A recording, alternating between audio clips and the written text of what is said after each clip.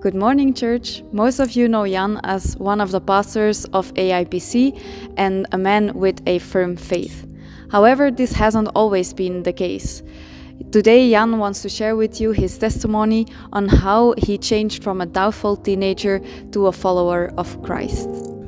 Hi, my name is Jan, and I want to share a little bit about my journey of faith, how God led me through different stages of life, transforming me all along the way. And I hope my story encourages you in your walk with God. Jan, can you tell us something about how you grew up and how Christ was involved in your family life? Sure. I grew up in the Netherlands in a Christian family, very Christian family. We went to church twice every Sunday, sometimes 3 times per Sunday. We would read the Bible every meal, breakfast, lunch, and dinner. My dad would read a chapter from the Bible. We would pray every morning after waking up and pray every night before going to bed. Faith was everywhere. But at the same time, I think our church had this very specific idea about sin and salvation. And I saw that in my family and all the people I knew, including myself, there was this doubt about salvation and if God's grace also included us. So this was a tension. Yes, we believed in God, but at the same time there was always this question whether His grace applied to us. And what was the consequence of this doubt? The consequence was that there was this emptiness, I think, inside, and always this doubt that kept on going, like wanting to know God, wanting to live for Him, but at the same time not being sure if His grace included us and if He accepted us as His children. Many people struggled with calling themselves a child of God or approaching God as their father. So that was very difficult, I think, in many ways. As a teenager, I started living 2 different lives. On one side, I was getting into things I shouldn't have been into. Stealing, experimenting with marijuana, and hanging out with the wrong kind of people. I started spray painting graffiti illegally and got into the kind of hip-hop scene that wasn't exactly good for me. But at the same time, something else was happening. One of my teachers at school invited me to join a ministry to refugees, and so I joined. And I got involved in meeting people from all around the globe, picked up some words of various languages and tried different foods and talked to a lot of people with different worldviews. Muslims, people with an atheist background, Buddhist, Hinduist, various types of Christians.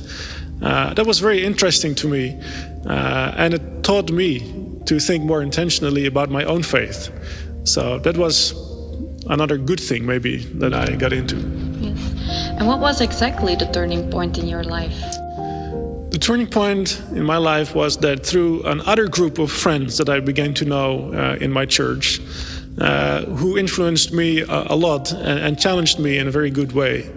They challenged me to pray and to read the Bible. I remember this one time we were sitting around the table for lunch with these friends, and we were going to pray and ask a blessing for the food. And so they prayed, and all of them individually, one after the other, would pray. And then when it was my time to pray, I didn't know what to say. I wasn't used to this kind of prayer, and I actually hardly prayed.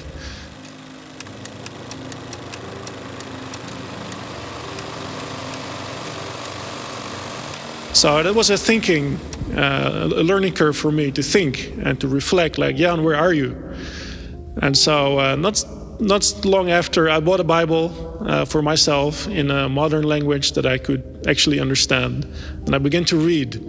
And just the words flew to me. And the Bible no longer was just a book, but it became alive. And I became convinced that God's love and God's grace also was for me, and that God accepted me as His child. So that was the best experience I think I could have. Slowly but surely, I surrendered my life to Jesus. I left behind the bad influences, distanced myself from the wrong things in my life, and I got more intentional about my involvement with refugees.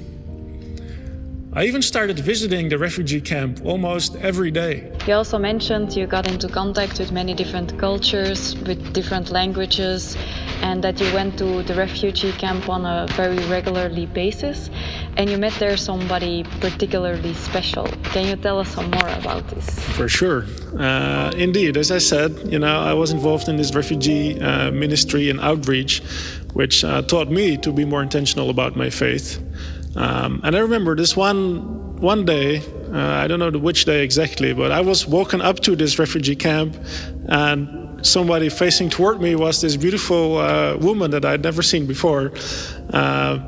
And she was gorgeous, and I kind of, was love at first sight. And I got to know her. She came to the church. Her name is Zinash from Ethiopia, who is now my wife. I began to visit her and get in contact, and we would do Bible study, and she would come to our church. And then one day, her asylum request got rejected, and she had to leave the refugee camp and was kicked on the street and had nowhere to go. So I asked my parents. I said, "Hey, Mom and Dad, we have this extra room upstairs that we don't use. Can we help her?" My mom wasn't such a big fan of the idea because she didn't speak English and she didn't want to just invite a stranger to her house. But I think she prayed about it, and the next morning when she woke up, she said, "Jan, let her come for 2 weeks." And those 2 weeks became 2-3 years. I think my mom found a daughter in her, and then I had the princess in my own house now. So soon after, we fell in love and got engaged and eventually got married. Such a beautiful story. And how did you eventually become one of the pastors of AIPC? Yeah, so Zinash and I moved to Belgium to figure out the residency permit. So we moved to Belgium in 2014 and began to look on Google for an international church that we both could go to and benefit from. So that's how I found AIPC. I had already started my theological studies back then. As I was doing this refugee ministry, I got inspired and called into ministry. I thought, this is what I want to do, talk with people about Jesus. I began to study theology, then we got married and moved to Belgium, found a church, and I became the intern at AIPC. And then they liked me and I liked the church, so they had me stay on as a trainee and then the assistant pastor, and now I'm serving as the associate pastor. And it's been about 10 years now that I've been in the church, and it has been such a blessing to me and to my family. We have 3 wonderful kids. And I remember the day I preached my first sermon in the IPC, and my legs were shaking behind that pulpit, but I've grown a lot since then. So thanks you, church, for having me and allowing me to grow. Yes, Jan, thank you so much for this beautiful conversation and your openness today. You're mostly welcome.